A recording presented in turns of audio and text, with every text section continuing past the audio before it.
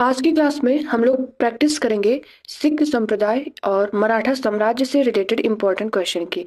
और कल की क्लास में उत्तर मुगलवर्ती साम्राज्य से संबंधित जो भी क्वेश्चन थे उसकी प्रैक्टिस हम लोगों ने किया था। आपको इस वीडियो का लिंक चाहिए तो डिस्क्रिप्शन बॉक्स में मिल जाएगा, आप वहां से अपने सभी टॉपिक्स को कंप्लीट कर सकते हैं, प्रैक्टिस कर सकते हैं क्वेश्चन की। प्रैक्टिस सेट नंबर आज 27 है और धीरे धीरे करके अपना टॉपिक भी कंप्लीट होता जा रहा है, साथ ही प्रैक्टिस भी हो रही है।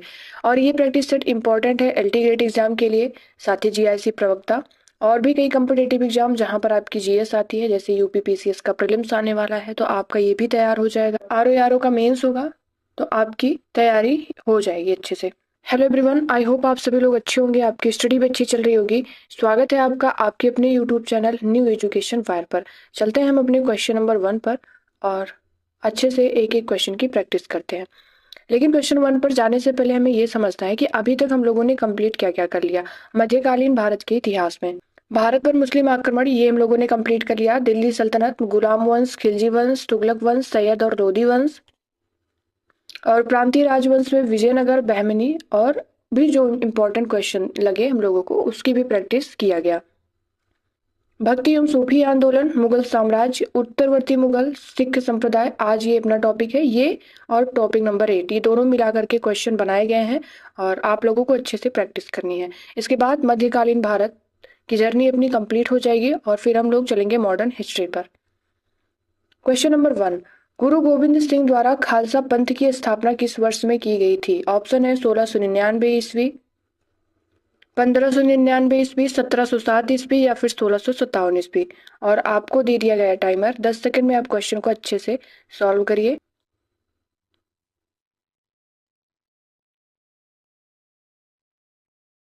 Time up. इस क्वेश्चन का राइट आंसर क्या है? ऑप्शन नंबर ए 1699 ईस्वी में। कब की गई खालसा पंथ की स्थापना? 1699 ईस्वी में। ठीक है। क्वेश्चन नंबर 2 है, निम्नलिखित में से कौन सा युग्म सही सुमेलित है? ऑप्शन को अच्छे से आप लोग रीड करिए और फिर अपने क्वेश्चन को अटेम्प्ट करिए। टाइमर आपको दे दिया गया है।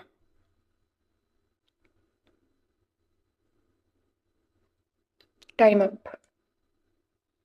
सबसे पहले हम लोग इसमें ऑप्शन को रीड करते हैं।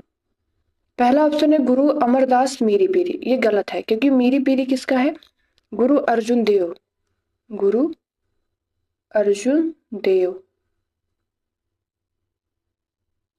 फिर इसके बाद दल खालसा, तो ये रामदास, ये भी गलत है। ये किससे संबंध रखता है? दल खालसा गुरु गोविंद। गुरु गोविंद। फिर ये सी नंबर क्या है? गुरु अर्जुन देव आदि ग्रंथ, ये सही है। अपना राइट आंसर इसमें क्या है? Option number C. ठीक, बाकी ये क्या दिया गया? गुरु गोविंद सिंह मंजी, ये भी गलत है क्योंकि मंजी किससे संबंधित है? ये अमरदास से संबंधित है, अमरदास। क्वेश्चन नंबर 3, किस सिख गुरु ने विद्रोही राजकुमार खुसरो की सहायता धन एवं आशीर्वाद से की थी? गुरु हरगोबिंद, गुरु तेग बहादुर, गुरु गोविंद सिंह या फिर गुरु अर्जुन देव ने? और टाइमर आपको दे दिया गया।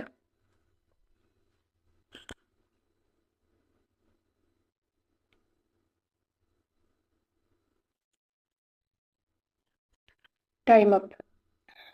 इस क्वेश्चन का राइट आंसर है ऑप्शन नंबर डी, गुरु अर्जुन देव ने। खुसरो कौन था ये जहांगीर का पुत्र था। इसने अपने पिता के विरुद्ध विद्रोह किया और फिर पंजाब आता है और पंजाब में गुरु अर्जुन देव ने इसकी सहायता करते हैं, किससे? धन और आशीर्वाद से। ठीक है। क्वेश्चन नंबर 4 है, रणजीत सिंह का संबंध किस मिसल से था? दले वालिया मिसल, आहलू वालिया मिसल या फिर सुकरचकिया मिसल या फिर कन्हैया? और आपको अब टाइमर दे दिया गया है, क्वेश्चन अटेम्प्ट करिए।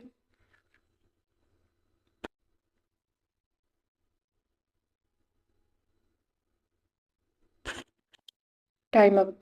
इस क्वेश्चन का राइट आंसर है ऑप्शन नंबर सी, सुकरचकिया मिसल रणजीत सिंह से संबंधित है। क्वेश्चन नंबर 5, अकाल तख्त का निर्माण किया था किसने? गुरु रामदास ने या फिर गुरु हरगोबिंद या गुरु नानक या फिर गुरु तेग बहादुर? टाइमर आपको दे दिया गया, time start.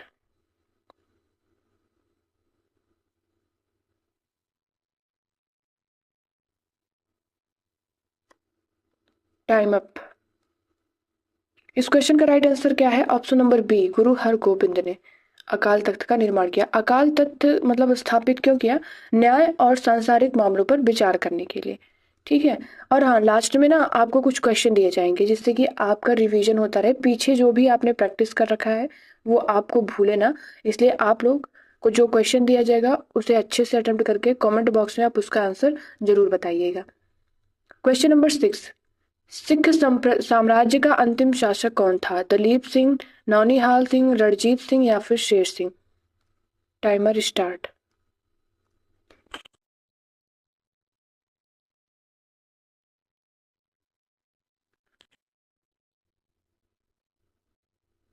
Time up.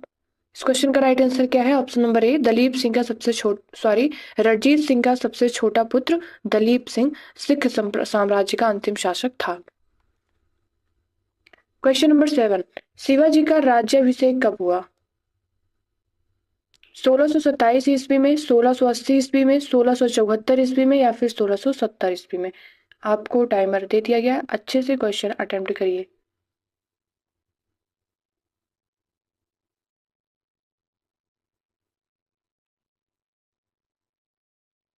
Time up. Question को अटेम्प्ट करते हुए आपको लग रहा होगा कि ये सभी छोटे छोटे क्वेश्चन है। छोटे क्वेश्चन नहीं है, इसी प्रकार के क्वेश्चन को लेकर के बड़े बड़े क्वेश्चन बनाए जा सकते हैं। जैसे कथन दिया जा सकता है कि शिवाजी का राज्याभिषेक, कुछ गलत इसमें से उठा लेंगे कि 1627 में हुआ था, और फिर ऐसे ऐसे करके फिर उसका कारण भी दे दिया जाएगा। इसीलिए हमें छोटे क्वेश्चन, बड़े क्वेश्चन, मीडियम क्वेश्चन, जो भी क्वेश्चन हो सबकी प्रैक्टिस करनी चाहिए। तो इस क्वेश्चन का राइट आंसर क्या है? ऑप्शन नंबर सी, 1674 ईस्वी में। और राज्याभिषेक किया किसने था? तो काशी के पंडित गंगा भट्ट ने। फिर शिवाजी ने इसके बाद तो जो है राज्याभिषेक के बाद रायगढ़ को राजधानी बनाई थी। राजधानी बनाई। Question number 8। क्वेश्चन नंबर 8 है कि अष्टदिग्गज नाम की मंत्री परिषद थी। एक मिनट, आप लोग इस क्वेश्चन को अच्छे से सॉल्व करिए और इसको हटाइए और फिर बताइए कि अष्टदिग्गज किससे संबंधित है? गुप्त प्रशासन में या फिर मराठा प्रशासन में या फिर चोल प्रशासन में या फिर विजयनगर प्रशासन में? और आपको टाइमर दे दिया गया है, क्वेश्चन को अटेम्प्ट करिए।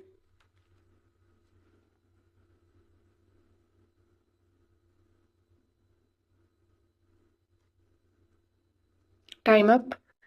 इस क्वेश्चन का राइट आंसर क्या हो जाएगा? ऑप्शन नंबर डी, विजयनगर प्रशासन से संबंधित है। अष्टदिग्गज, अष्टदिग्गज है क्या? ये कृष्णदेव राय के दरबार में 8 महान कवि थे। ठीक है, आप लोगों के मन में चल रहा हो फिर अष्टप्रधान क्या है? यहाँ पर ही आपके सारे कंफ्यूजन दूर हो जाएंगे। अष्टदिग्गज हम लोगों ने समझ लिया कि ये 8 महान तेलुगु विद्वान थे। और अष्टप्रधान मंत्री परिषद किससे संबंधित है? अष्टप्रधान मंत्री परिषद संबंधित है मराठा प्रशासन में। ठीक है, हम लोग देख लेते हैं कि कौन कौन थे। तो पेशवा, नंबर 1 पर पेशवा। पेशवा का क्या काम था? प्रशासन से संबंधित सभी कार्य ये देखते थे। और दूसरे नंबर पर अमात्य। अमात्य का क्या काम था? आय व्यय की देखभाल करना। और तीसरे नंबर पर वाक्यान्वीस।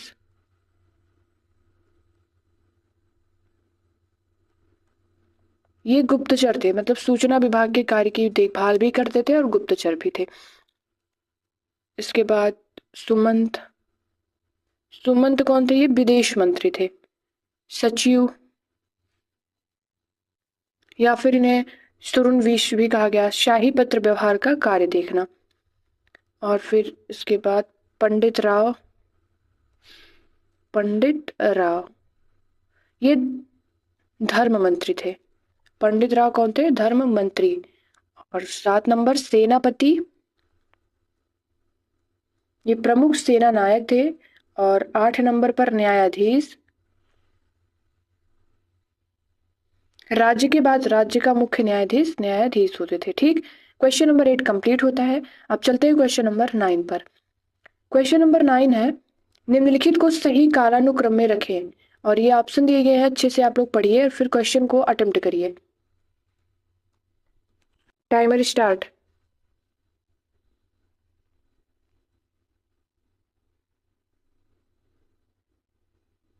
Time up. छत्रपति साहू जी, 1707 से 1749। फिर इसके बाद राजा राम 1789 से 1700 ईस्वी। और इसके बाद संभाजी 1680 से 1689 ईस्वी। ठीक है। और फिर इसके बाद शिवाजी द्वितीय 1700 से 1707। तो इस प्रकार से अपना राइट आंसर इसमें क्या हो जाएगा? ऑप्शन नंबर ए। सबसे पहले संभाजी, फिर राजा राम, और इसके बाद शिवाजी, शिवाजी के बाद छत्रपति शाहू जी। ठीक है।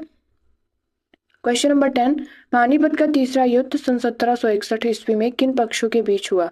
ब्रिटिश और मराठों के बीच, अहमद शाह अब्दाली और मराठों के बीच, ब्रिटिश और फ्रांसीसियों के बीच, शिवाजी और शाइस्ता खां के बीच। इस क्वेश्चन को गलत मत करिएगा, क्योंकि मैंने कई बार आपको पानीपत का प्रथम युद्ध कब हुआ, तृतीय युद्ध कब हुआ, द्वितीय कब युद्ध हुआ, अच्छे तरीके से मैंने आपको समझाया हुआ है।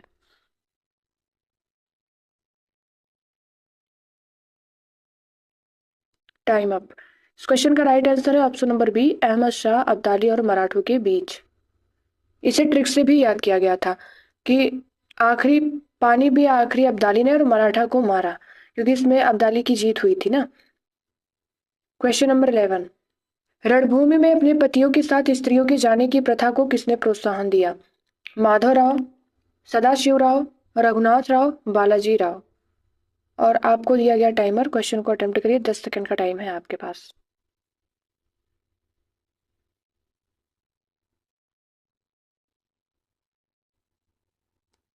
Time up. इस क्वेश्चन का राइट आंसर है ऑप्शन नंबर बी, सदाशिवराव ने पतियों के साथ स्त्रियों के जाने की प्रथा को भी प्रोत्साहन दिया था। निम्नलिखित को उनके शासन के क्रम में व्यवस्थित कीजिए, और ये ऑप्शन दिए गए हैं, अच्छे से पढ़िए आप लोग और फिर अटेम्प्ट करिए क्वेश्चन को। Timer start.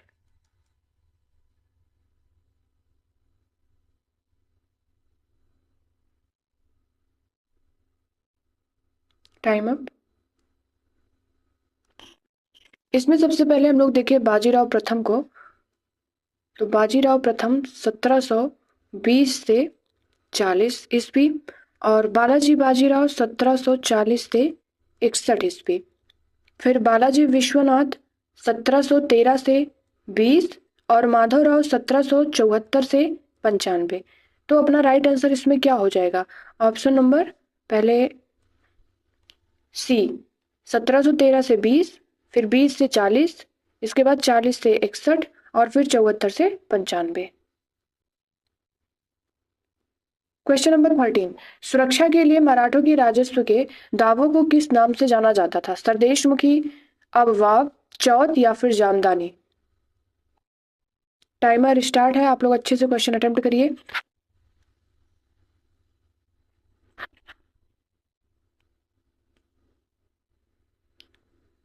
Time up. Right answer हो जाएगा इसका ऑप्शन नंबर सी, चौथ। 14 नंबर सूची फर्स्ट दिया गया है स्थान, और ये वंश दिया गया है, इसको रीड करिए आप लोग और फिर इसमें बताइए कौन सा राइट आंसर है। टाइमर दे दिया गया है, स्टार्ट।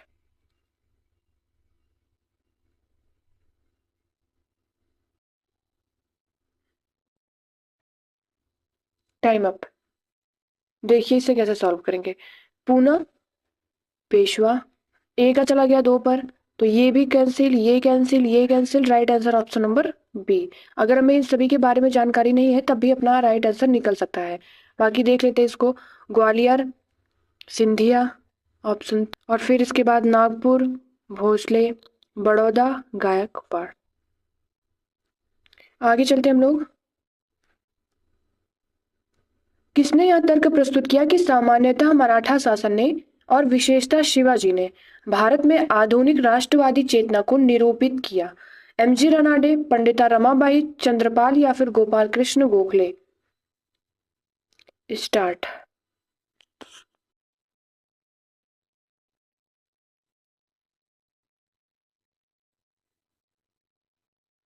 Time up. इस क्वेश्चन का राइट आंसर हो जाएगा option number D, Gopal Krishna Gokhale ने कहा था। ठीक। 15 इंपॉर्टेंट क्वेश्चन की प्रैक्टिस को कंप्लीट किया हम लोगों ने। आपके कितने सही हो रहे हैं, कितने गलत, या फिर आपका स्कोर क्या रहा, कमेंट बॉक्स में जरूर बताइए। और पीडीएफ के लिए आप लोग टेलीग्राम को ज्वाइन कर लीजिए।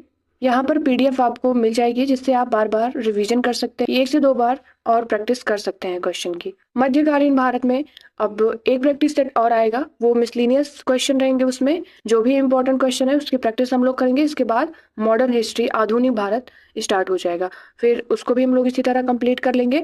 और आप लोग चैनल को सब्सक्राइब भी कर लीजिए जिससे कि नई नई चीज़ें आपको इस चैनल पर मिलती रहे और आपको उसका अपडेट्स मिलता रहे, ठीक है।